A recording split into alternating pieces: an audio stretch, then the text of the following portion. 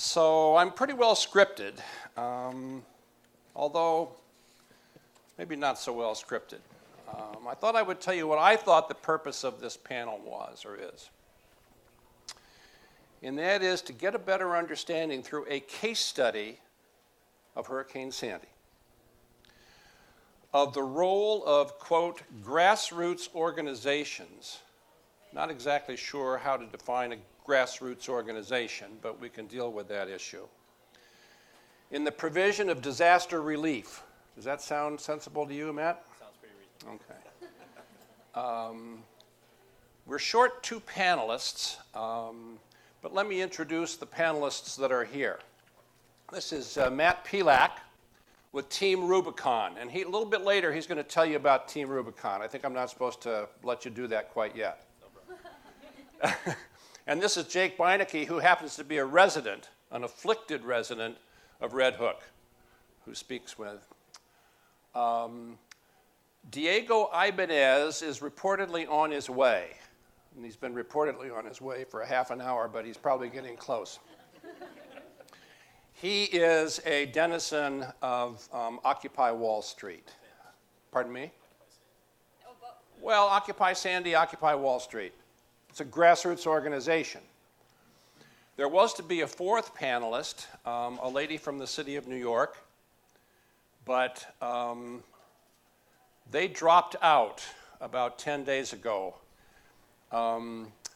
because there was a sudden conflict of appearances or something. I don't believe that for a moment, but anyway, the city was going to be represented in the panel. They are not going to be, but I think Matt has a relationship with the city and can talk a little bit about how the city was involved with Hurricane Sandy, some of the things they brought to the table and some of the things they may not have brought to the table.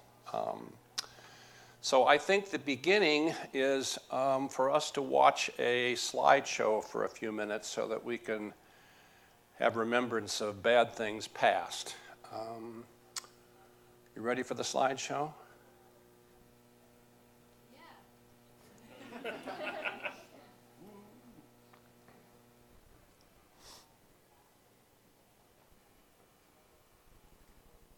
Maybe I'll go over here and watch it myself.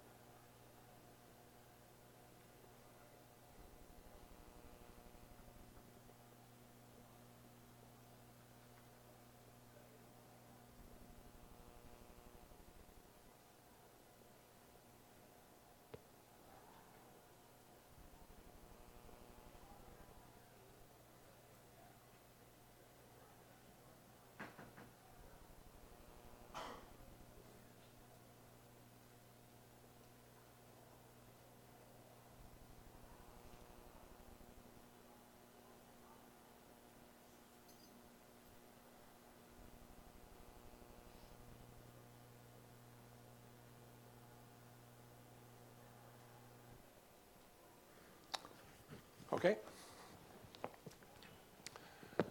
So now the script calls me to ask for something that I hope works out. And that is to ask how many of you volunteered? Lizzie? 2, 3? Fantastic. That's great. I want those of you who have volunteered to stand up sort of in groups around the room, and I want the rest of you in small groups to cluster around them. Okay, can you do that? Okay, let's break now. Go back to your seats. Thank you very much.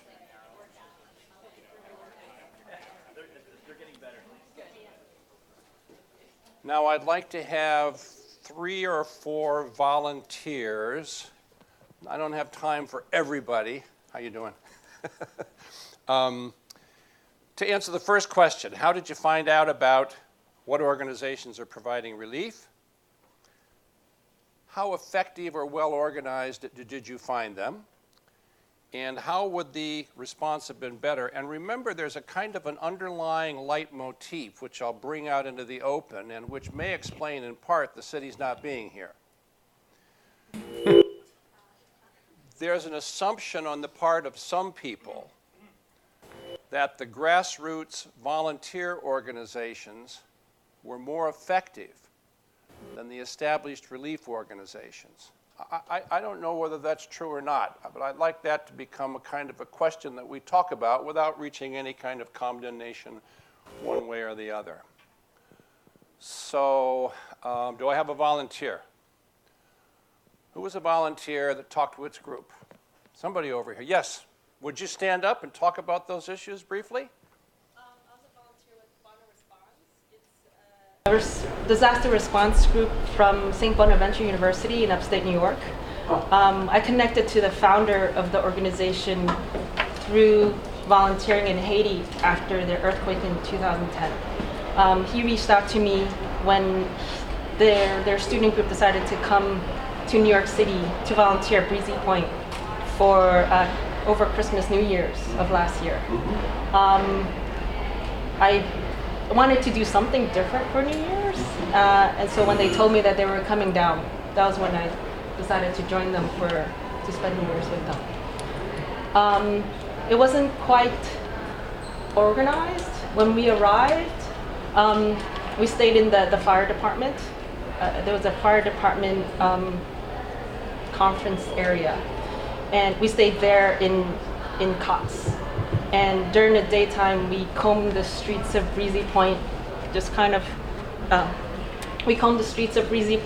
asking who wanted help. And a lot of people had gone back home for the holidays after staying with someone else in between. And we did a lot of taking down of walls, moving out of sheetrock, moving out furniture type work. Definitely very fulfilling. Definitely very eye-opening to see how the effects of Sandy to people who have lived there for many generations. Do you have any sense from conversations with your colleagues or people in Breezy Point as to what organizations have performed well and which organizations have fallen short? When I was there, I noticed that Habitat for Humanity seemed to have really stepped up to take control. Towards the end of my stint there, they took over a building and there were whiteboards listing addresses of people who needed help. And they connected us towards the end. And we would not call that, we would call that an established organization, right? That's not a grassroots organization. Okay. How far after the disaster did you start volunteering? What time frame are we talking about? When was Sandy? I went during Christmas, New Year's. Quite a bit later. Yeah, exactly. Thank you very much. May I have another volunteer? Yes. So I went with 2 different organizations. You are Kim? I'm Kim. Is this on? Hello? Yeah. I went with 2 different organizations, and the first one was organized by Jackrabbit, or at least at the Jackrabbit stores, like the running store, and they had buses going out, and this was almost immediately after. And this is a grassroots operation. Yeah, it was 2 girls who did it once, and then it just started growing. And that was super organized, getting everyone out there. And then once we got there, they just kind of dropped us off and told us to go house to house. And after that, it was not organized. So we went house to house, and everyone was either gone, like you were saying, or they'd already done sort of what they could do, and they were asking for bigger, stronger types. And they had bussed in 6 buses of little girls who couldn't do what they needed. So we spent a lot of time going house to house. Took us a while to find somewhere to work. And then the second time I went was with Occupy Sandy, and I heard about that through a coworker who had been going, and that was only a couple weeks later, and it was so organized. Getting down to Brooklyn, had to get all the way down to Brooklyn. Once we were there, they had vans, and the vans took us to an emptied out ballroom where they had sections that had all of the different tools you possibly want. They were all loaded up in a very specific way. Then there was a team leader who had a clipboard, who knew which house we were going to, the name of a contact. They got there, they knew what the project was going to be. 6 of us mucked out this crazy basement. And then we didn't finish, and the point person said, don't worry about it, there's another team of 6 coming tomorrow. We'll be here at 10 a.m. And it was just unbelievably organized. They got us back in the buses, sent us back. Totally different experience and way more productive. Thank you very much. And since you mentioned Occupy Sandy, let me introduce Diego Ibanez, who has finally arrived. Yay. All right. Sorry about that. So somebody from this side of the room. Lizzie? So my group talked about sort of. Lizzie is my student. That's true. This is not scripted, though. That's also true. So my group talked about sort of what we all did after Sandy, what organizations we worked with, and some of us were people who needed relief after Sandy because our neighborhoods were negatively affected. Some of us were other side of the country, and some of us were in other parts of the city. So organizations that we worked with included Occupy Sandy, which I also volunteered with. There were 2 churches in Brooklyn where they were, that were hubs of resources for the Rockaways in Staten Island. So I went to those churches and I helped process all the donations that they were receiving. Groundswell was another organization that someone volunteered with, which was focused on awareness of what the effect of Sandy was. So that was less immediate relief focused. One of us who lives in Connecticut talked about individuals in his neighborhood who, of their own accord, were receiving food donations and driving them down, I think, to the Rockaways every day.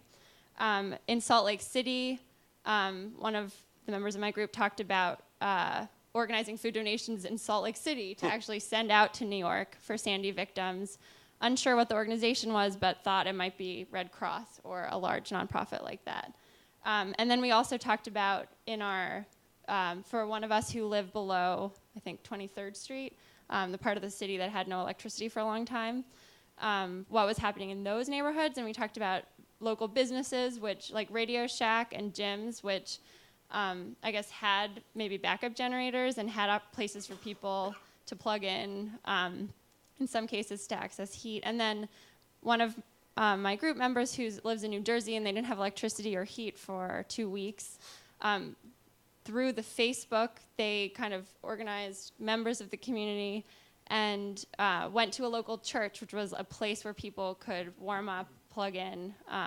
So in that case, the church was like the center of the organizing in that case. Thank you very much, Lizzie. Now I'm getting my cue master here tells me to move it along, okay? So we're going to skip the last report, and we're going to go right to the members of our panel. And I'm not sure. I think I'm going to start with you, Jake, if that's okay. Absolutely. So what you have to do is you have to sort of repeat your name and tell the group a little bit about yourself. But, you know, you were living in Red Hook during the middle of it, so tell us about what that was like. And, of course, share your experiences with respect to who came to your rescue and who came effectively and who came ineffectively and why you think that was. Sure. One consequence of having been through this experience is that I can talk about it for hours, so I'll do my best to keep it short. we live in Red Hook. We live in a 100-year-old townhouse. It's attached on both sides, and we were evacuated by the city, although we decided not to leave for reasons I'm happy to talk about, but don't seem that relevant right now. And all day Monday we didn't go to work. We were sort of there, thinking that if something happened, it would be of a degree where our being there could help stem whatever damage happened. So if there was a little bit of flooding, we could try to pump it out, or things like that. And when the storm did hit, which is about 8:30 on Monday night, Red Hook is in New York Harbor, so it's not exposed to wave action or anything like that happened on Staten Island or parts of the Rockaways. So it was still water flooding, which means basically the harbor rose up, it breached the barriers of our sort of the coast of our neighborhood, and it was just sort of like a giant puddle that just grew and grew and grew and grew, and it ultimately filled about 7 feet of the bottom floor of our house. It didn't affect our living space so much. That was a rental unit, but it did destroy all the building's utilities, et cetera. And it stayed there for about 12 hours before it sort of slowly drained away. And then we were sort of left with this very soggy, wet mess, and really no sense of what to do. I mean, I have no experience in this. And so the first thing was just trying to figure out what is our first move. And our tenant who had evacuated, she came back, and she actually used Twitter and Facebook to ask for friends to come help deal with the mess, and 20 people showed up, which is, I think, really incredible. It was actually the only time I think social media was effective, because we lost power for about 2 weeks, and along with that was cell phone service, so it was very difficult to connect when we were down there. And then in terms of the recovery, I would say the first few days there wasn't really a lot going on. Certain government agencies, like the gas company, were there. The Department of Sanitation did an incredible job for the entire, they don't really get a lot of credit for it, but they were there every single day for about 3 months taking away anything. They never complained. It was incredible. And then I would say about 3 days after the flood, you started to see more volunteers showing up to help with the demolition of affected areas, to try to distribute food and other supplies. There was a concerted effort by one group that I'm not sure who it was, to identify people who had medical needs and whether they had prescriptions or they needed care. Red Hook is a sort of rapidly gentrifying but very diverse neighborhood of about 11,000 people, half of whom live in public housing. I would say of the other 5,000, about 2/3 of them have lived there for a long time. They don't have a lot of resources. It's not a particularly affluent neighborhood. And so that was sort of my experience. Once the cleanup was completed, it sort of starts a completely different set of challenges, which I'm not sure is really the topic here, but that is still ongoing. And some people have built back. Some people built back in ways that will have dramatic impacts on their insurance rates and things like that. And I think it's just a sort of indication of how little information there was really early on in the process for people in this affected area, which made it difficult for people to make choices, to understand what the choices they were making and what the implications of those choices were. Thank you very much. Diego, tell us a little bit about yourself. All right. Tell us a little about your organization. I'm not sure whether it's a grassroots organization or not, but maybe you can explain that for us. Oh, man. First, I want to say thank you for the folks who put it together. Everybody here and the people that attend. I apologize again. I had a little fight with the park, and I don't know if I won that one. However, I am very grateful to be here. My name is Diego, like San Diego. I do want to say that I think this is a very relevant issue, more than anything, because in the last couple of years, more than 32 million people have been displaced, according to the internal displaced numbers. 10 million of those people in India itself due to climate change. So if you're here and you're listening to this, these are different strategies and tactics that have been used in order to react in a way that is efficient, but also that meets the needs of people, I think physically, emotionally, and a way to build better, I suppose. So I do think it's very relevant. And I've tell a lot of people, I've done a lot of these talks before, it will happen again. It will happen again. It will happen again. And so it is important for us to continue to have these conversations because this is it, right? This is where it's gonna continue to happen, right? I gotta say, first of all, I was very against the name Occupy Sandy. This is not like a prideful thing. Occupy Sandy definitely had a lot of errors. Definitely didn't do anything perfect. I did a lot of great things. I was very involved with the Occupy Wall Street movement. My background is in migrant rights organizing, so I'm not like this like environmentalist, like tree hugger, although I know the hair sort of makes it seem like that.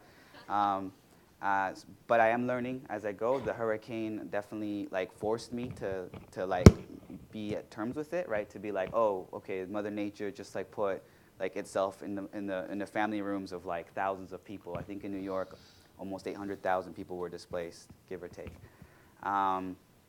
The day of the storm, the day before it was coming, I contacted a lot of friends. We started making hotlines, a number of hotlines. So just what we do is you could just get a Google Voice. We just did a Google Voice number, right? You just make one online. It's free. We put it on Facebook, on Twitter. We printed them out, put it around our neighborhood, and said, hey, this is just a way, if you need water or if you need medical attention, you can call this number, and we'll try to figure out. We'll be like up, all night or so, and try to like coordinate as much as we can. We just said we should do something.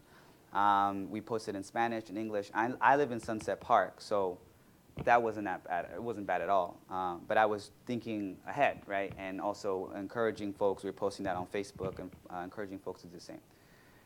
From that, nothing came too much of because the hurricane didn't hit Sunset Park too much. The next day, took a look around. Trees were falling, but not too bad. We heard Red Hook was pretty bad through social media, right? So we went over to Red Hook. On the way there, I picked up a good friend of mine, Michael Primo, who is a dude that was in New Orleans as well with a group called Common Ground, which was essentially another like grassroots based on like anarchist, like mutual aid sort of principles, which they work. So let's just get over that. What happened is we made connections with the Red Hook Initiative, and the Red Hook Initiative was like, I think the only place around there that had like lights still and was sort of like had a staff, and we're like, okay, what do we do? And this is like, we're talking about like imposing buildings, what I'm saying? Like he was saying. Yeah, maybe you should just mention who the Red Hook Initiative is and what they do. Yeah, well, the Red Hook Initiative, sorry, thank you. The Red Hook Initiative is a community-based organization. I don't know how long they've been there. Do you know how long they've been there? Well, they've been in Red Hook for about 9 years, I think, in that space for half of that, maybe. And like I said, I mean, we just had a contact there, and there was just 3 of us that on the way to the Red Hook Initiative, and they do a lot of great work. And they provide services, all sorts of services, and they change throughout the year and programs. We literally were like on the phone, and my friend Bree, who had done stuff through Occupy Wall Street, was like, so I'm starting a Facebook page, and I'm like, whatever you do, don't call it Occupy Sandy. Just don't call it Occupy Sandy. I really believed, and I was wrong, that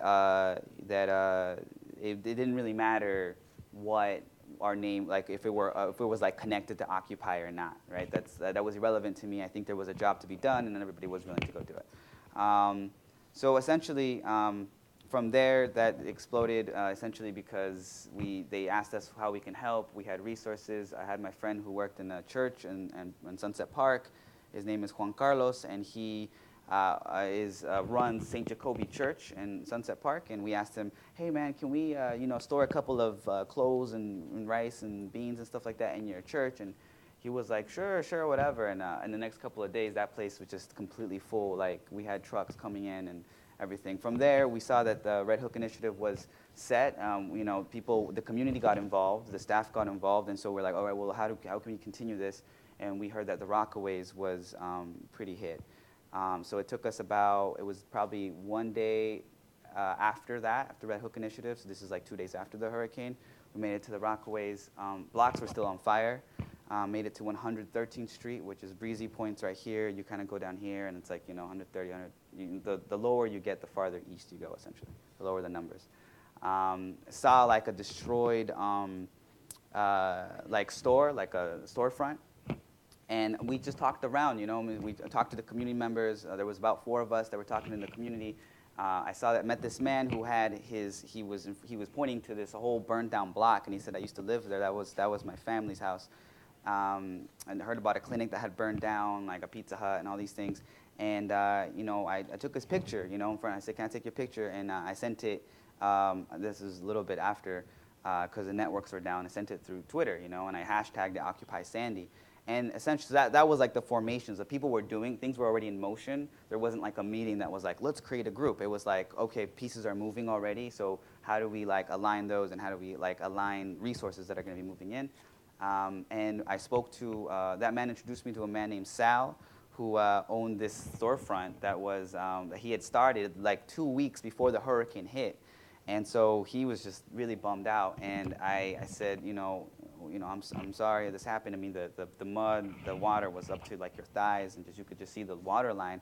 And I said, hey man, can we use this as a community hub, And he said, that's exactly what I want to do, man. And so he gave me the keys, and I mean, within, I would say like 9 to 10 hours of just cleaning and just like, bringing in resources. Next thing you knew, that this was like a hub, and I mean, it continues from then on. I mean, I think there's definitely a lot to learn from how we mobilize, and especially because a lot of people then from around the world even came and talked to us and said, okay, we heard what y'all did. How did you do that? Because we sort of rewrote a book of like, of recovery, essentially, you know what I'm saying? And I think that's very important. I'm going to just interrupt for a second before turning it over to Matt to say that Diego really framed it beautifully when he said that worldwide there have been 32 million people displaced from sea rise. And this is a little personal, but my son is a climatologist at Columbia, and his specialty is sea rise. And I asked him in preparation for this session to talk to me a little bit about the importance of the issue that we're dealing with, and that is how best, he said, it could happen next year. This is not a 100-year event anymore. This is an event that is going to happen. And while we're talking about a case study in New York, this is an event that could strike coastal cities throughout the world. It makes no difference. So it's an issue of huge relevance, and this is a very small attempt to sort of spread the gospel about what needs to be done. But you all, Diego and Matt, I think have a big responsibility to internationalize the learning from this, because in many respects, a city like New York is better prepared to deal with this than many cities around the world. Sorry for that interruption, Matt. That's a really good point. And I'm Matt Pelak from Team Rubicon.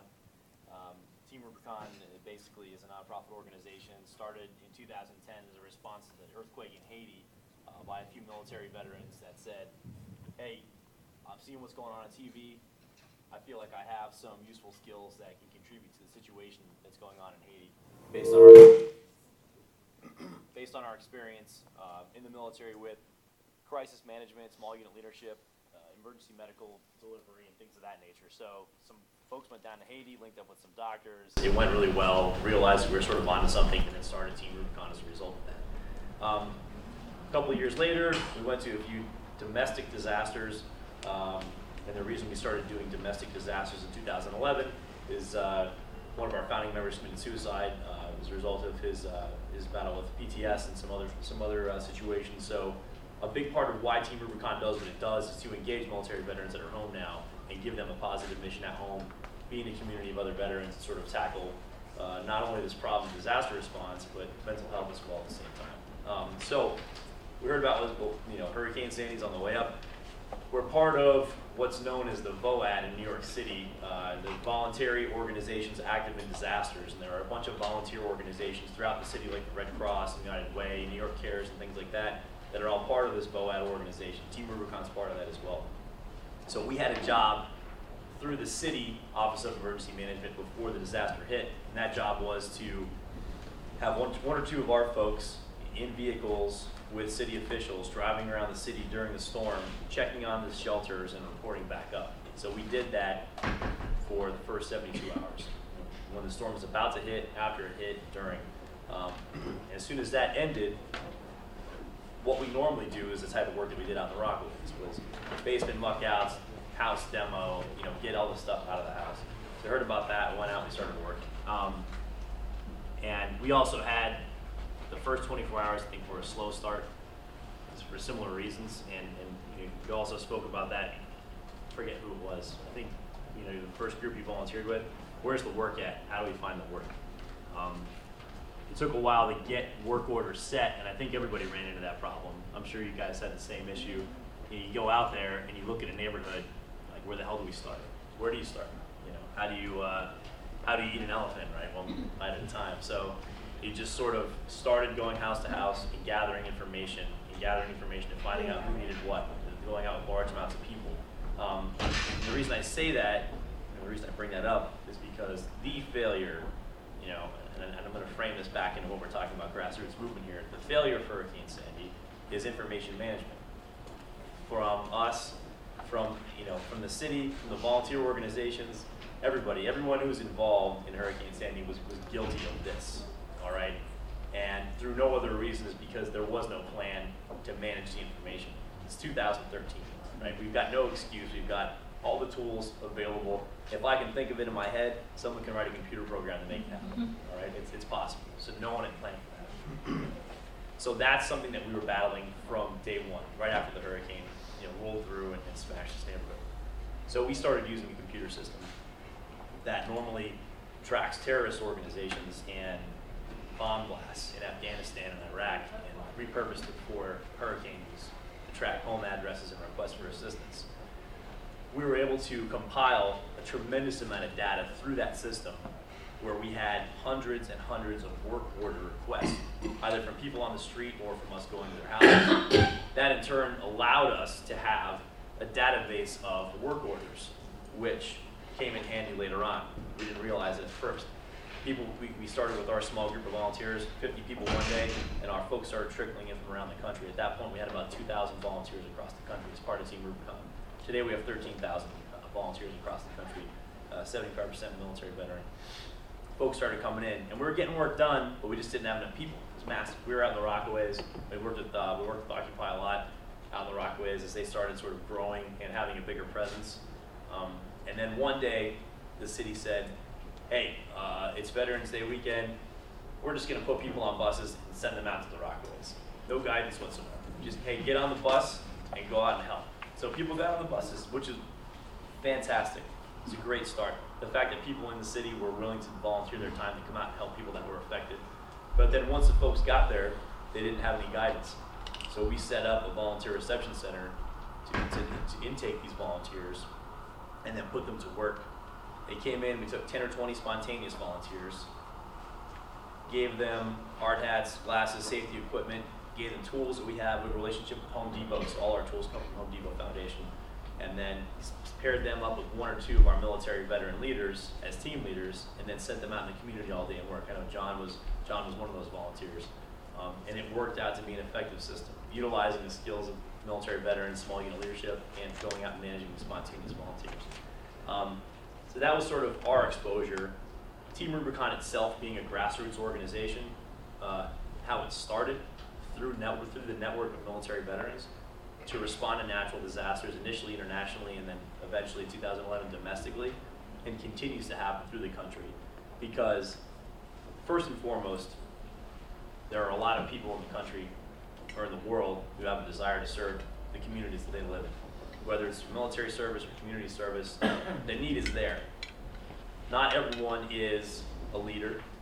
To be a good leader, you need to have good followers. Sometimes to be a good leader, you need to know when to follow and when to lead. But there are a lot of people out there that want to work, but the mechanism has to be in place. There has to be a framework for them to volunteer through. To just send hordes of people into the street, it's not effective. So you've got to have that framework, which is why it's so important to have either spontaneous organizations like Occupy was and is now probably more formalized. I'm not sure what the structure is now. We decided to roll with it and continue to get bigger, so we expanded. And we had Sandy, and then we went to Oklahoma after that. A bunch of small tornadoes in the south. We're in Colorado right now, mucking out basements up in the mountains. And we just continue to sort of get bigger.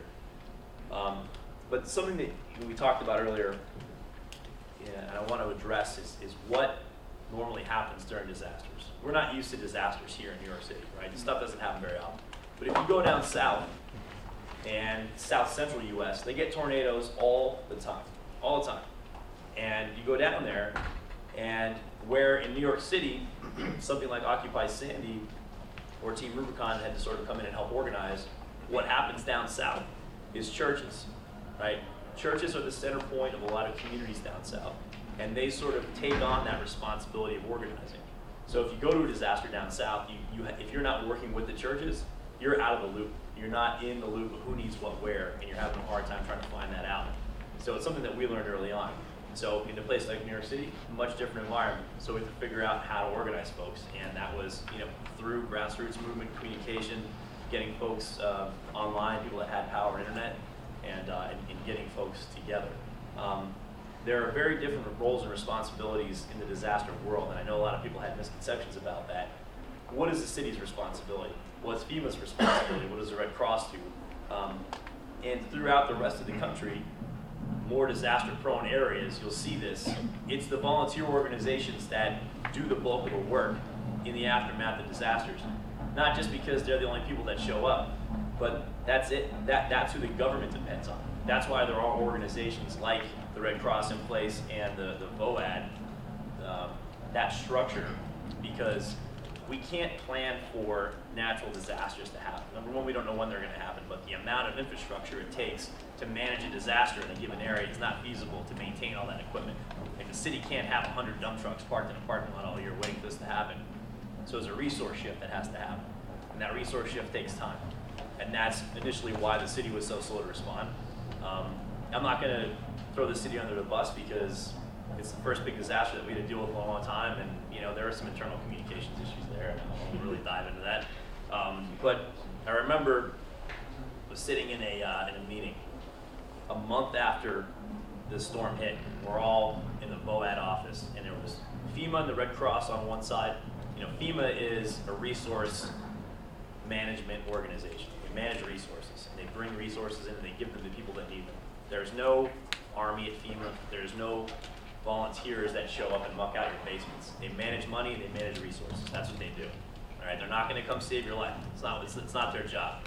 They manage resources so that groups like Team Rubicon and Occupy and other volunteer groups can do their job. All right. Same thing with the Red Cross. The Red Cross feeds people and the Red Cross houses people. That's what the Red Cross does. They're not going to come muck out your basement either. All right. They don't have that stuff. That's not what they do. They do what they do very well, and they're a big organization. So on one side of the room is the Red Cross and FEMA.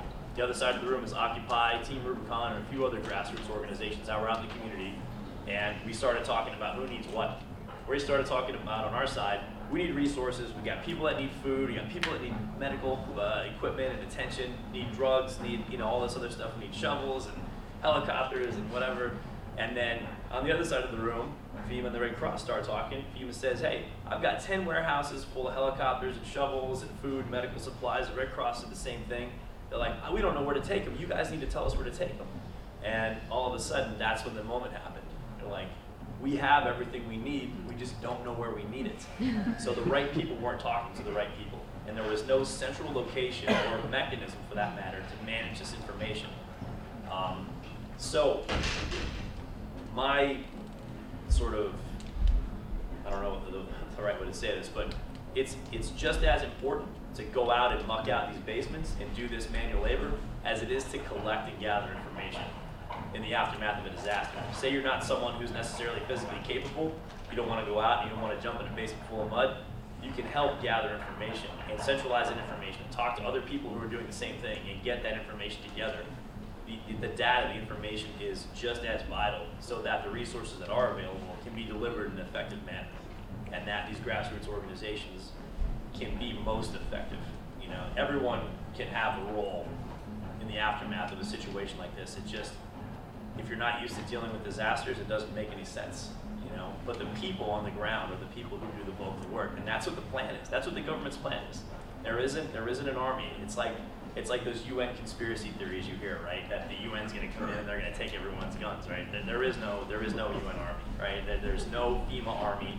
There's no Red Cross army, right? We are the people that are intended to do this. So we need to be better organized. We need to be more open to these ideas and try to figure out how we can do this. future planning is a big part of that, right? We know that this might happen in New York City again, so maybe it's worth sitting down in community groups and trying to figure out what's the New York City version of churches, right? You know, what does that look like? Is it community groups? Is it, you know what I mean? Try to figure out what that is, and then get the ball rolling. If you're someone who normally who's sort of a spontaneous leader, if you're that guy that's always like, all right, everybody get your shit together and let's go. If you're that guy or that girl, then start getting something together in your community, or even in your apartment building. You know, and having those, even if it's just 1,000 people or 100 people, that can make a tremendous difference. So, sorry, I don't know if I went off tangent there. That's all right. No problem. You didn't go off tangent. So one of the points, we had a conference call about 10 days ago, at which time the city representative was involved. And she made the point that the city had prepared I think a 262-page plan to prepare for the next one, which, do you have any sense of what's in that plan and whether it's, can you talk a little bit about that? I can say that through some of the meetings that we've had after Sandy, with the BOAD, which is sort of the primary avenue into the city, is that it's very easy for folks to want to go back to the way things were because that's what they know, rather than saying, hey, we need to throw out the old plan and try to figure out what's going to actually work next time. And I'm not necessarily sure if that's happening. And then that's not only on the city, that's on the other volunteer organizations in the city as well. So I think that there's similar to how the U.S. government's running out of Afghanistan and trying to forget everything they learned in the last 10 years, we're sort of running away from Hurricane Sandy and trying to forget everything that we learned, sometimes because we don't feel like facing the harsh realities of, you know, look, if you went in and you told McDonald's they can't make hamburgers the same way they've been making hamburgers for the last 150 years, you're like, you have to change it. And then sometimes they probably would be resistant to that. So I think that's, I don't know if that's a good analogy. Well, it's a great answer. Diego, do you have anything to add to that? Yeah. I appreciate the stuff that you're saying. I think I don't know specifically about that plan, but I think that regardless of, like, you can't have a perfect plan specific. Like, it doesn't matter the plan as much as like how you're able to how, you know, they say an organized community is like a safe community, right? So a little bit what he was talking about is like part of like being efficient is being able to create alternative channels, right, in the moment that you need them. So I think a sister here was talking about how, like, you know, trying to go to like an organization or a Red Cross or something like that, and then when they don't have when they're not ready for you, you know, where do you go and how do you create alternative channels?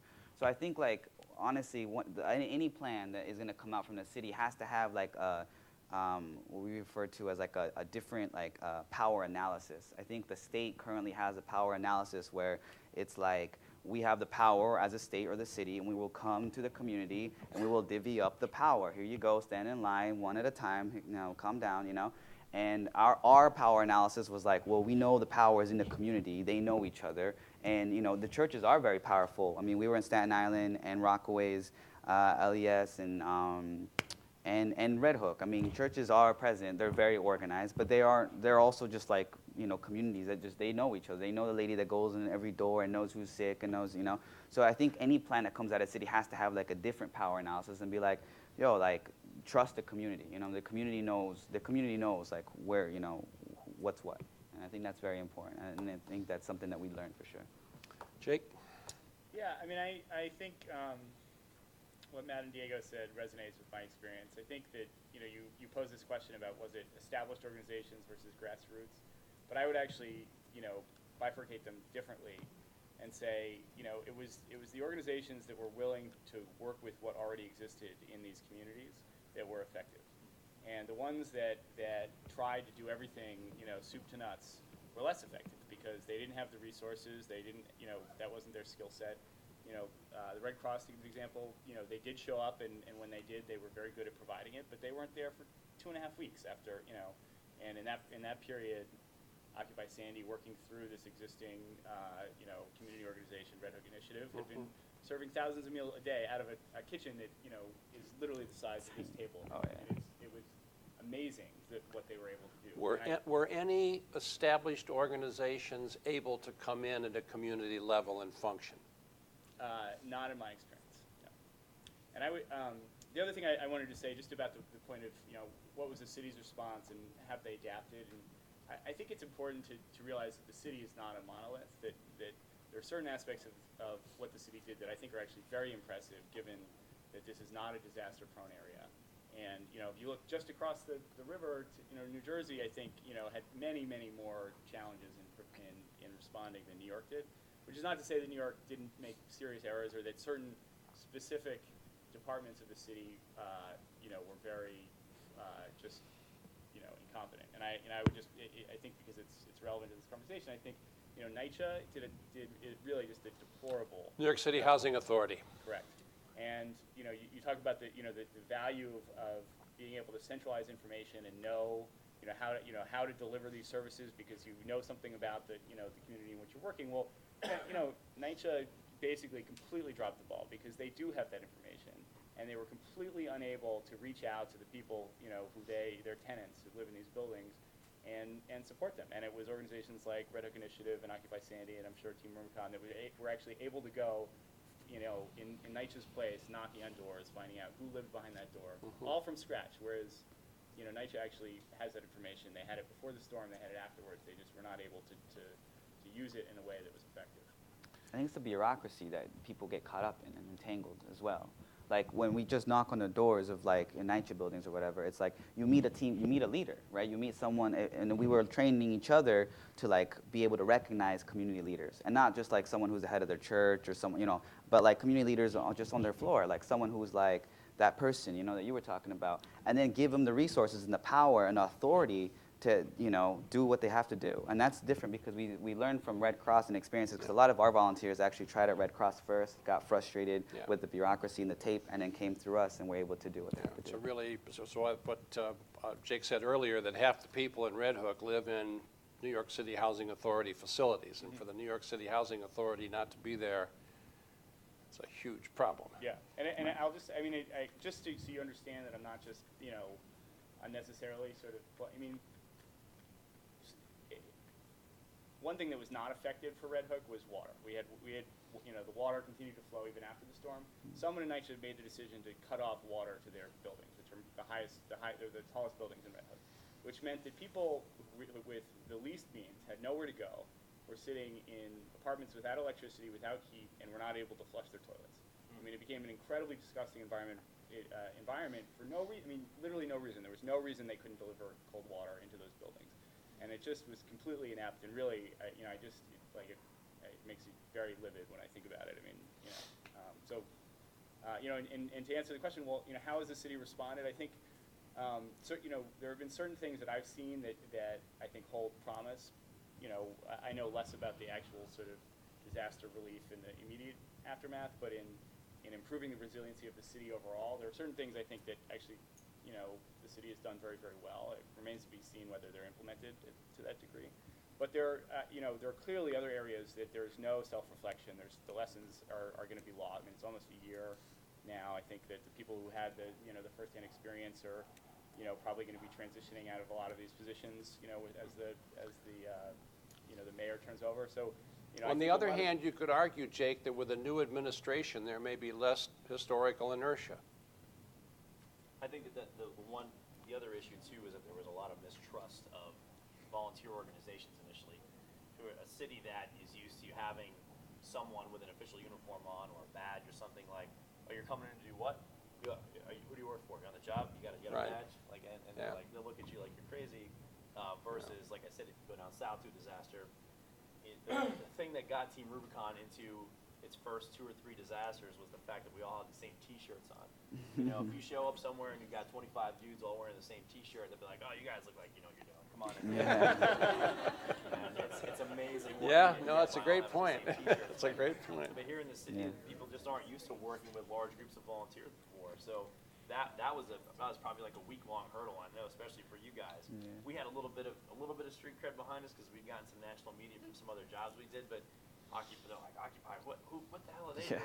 They're gonna come to the, are they gonna come to the meeting? Like they wouldn't let them into the EOC for a meeting a couple times after that, and then finally they started letting them into meetings, and I know that was kind of a rough start for these guys. They called the cops on us at one point. Yeah, Like this is like a meeting of people who are supposed to come together of like organizations like that, right? So it's not all just information management, it's culture management too. And attitude management. Yeah. absolutely. So, On both sides. so let's have some questions or observations from the floor. Chen Li, you're a great information manager. Let's hear. You're hired. It sounds to me like you have a potential new client here. So are there plans for the city? Are there plans for the city to drill for the next emergency? Cannot answer that question. I don't know the answer to that question. Can we, let's ask the city. Wait, no. The woman who was supposed to be here said there was a 262-page plan that they were near finalizing. I mean, Beyond- plans are great, but if you don't practice, Yeah. they're ineffective. I don't want to go on record here because we had a little tiff during Sandy with the mayor's office, and they.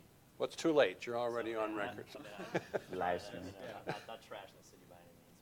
But, Well, if the lesson here is sort of the nimbleness of small organizations, what is being done or can be done to mobilize local community groups before the storm? You know, because the example of NYCHA seems like a really prescient one, right? Yeah.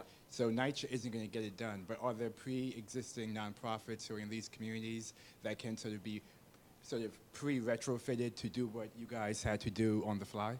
I think the answer is through like working through organizations like the VOAD. Now, the VOAD's not the most efficient organization in the world, but it's a mechanism to identify what volunteer groups are going to do before the shit hits the fan. So, if we say, hey, I'm going to be in charge of making toast, you're going to be in charge of the orange juice, I'm going to be in charge of making the eggs when the disaster hits, and they talk about how we're going to do that throughout the year, and then once it happens, we know, hey, who's bringing the bread? You know what I mean? Oh, that guy's got the bread because he's making toast. So, but Yeah, I mean, I think that's true certainly from the sort of the top down, but within communities, I mean, one thing that drew me to Red Hook initially was that because of its low density, it actually has a community that feels much more like a traditional American town. I mean, there's only a few restaurants. Everyone knows the restaurant owners. There's a couple bars, more bars than restaurants. But, yeah. And there are community. There's a Red Hook Civic Association. There are other sort of community groups that existed. And I think now, and actually after the storm, there are even more of those groups because there are funding that's coming down through the Sandy supplemental appropriation that is community determined. So the question is, well, how do you take those things that exist, or neighborhoods that don't have it? How do you build them so that people know, when an agency or a large organization comes into the community, everyone knows, oh, you should go talk to John. He runs the Civic Association because he's very well connected and can help you figure out how to access this. And I think it's about the question is, well, how do you do that in an area that hasn't had this experience and realizes that it's important? But I think that it's possible. I just think maybe it's case studies or. Can I just say really quick that it's also not just about like having this specific plan or having like centralized like nonprofits. Like if we could just have more nonprofits, then we would be a better world. Like it's not all. That's not the whole story, because we are talking about distribution of power, right? It's like when a time hits, like who has power and who doesn't have power. That dictates who has the voice and who has the resources and who gets it. So this is not just a climate crisis. This is a climate crisis clashing with an economic crisis, right? Like literally just crashing. And so what we also have to do in preparation is tackle some of those the economic crisis. We have to actually tackle things that we think don't have to do, or we don't believe has to do with the hurricane. They actually do have a lot to do with the hurricane, because the way in which our communities are when the hurricane hits dictates a lot of how they're going to have to react to it. So we have to get out of this mind frame, like, oh, this is just like, this is just going to hit and, it's about water. Like, no, this is about poverty too, right? This is about racism. This is about income inequality. And that's one thing that we started learning more and more in places, like the Rockaways.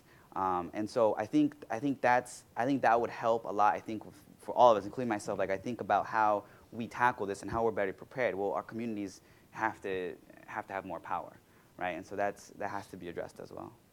I'm going to have, I'm told I have room for one more question, and I'm going to call on this lady right here who has been very earnestly raising her hand. I worked as a social worker in some of the communities that were overcome, And I know some of the community facilities that existed there.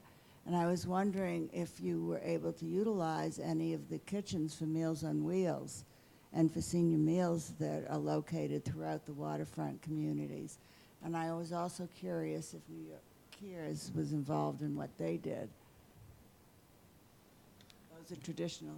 Well, I can't answer your question, so I'll answer another question. I mean, which is, I don't know about the Meals on Wheels kitchens, but they're, you know, well before, say, the Red Cross showed up, food trucks were giving out free food. I mean, they would, you know, park in Red Hook and be distributing food. So I think that infrastructure, you know, people who control that infrastructure, I think, were using it in positive ways. But I don't know specifically about that. I'm asked to sort of summarize. I haven't got any idea where to start. I have a lot of notes, a lot of thoughts. I'm going to spend some time doing some more thinking, and perhaps we can have a little bit of dialogue. I'm interested in whether you've turned to the foundations at all for any support to not only plan but practice, as Chen Li points out. I'm interested in whether, building on your information management point, whether you've had access with people who are really specialists, and I have a lot of colleagues at the business school who are really good at information management and big data. So I'm just thankful to you guys for doing a really good job of talking about this case study, and I at least have learned a few things that I think I can try and take out of here, and I hope the same is true for the rest of you. Thank you very much.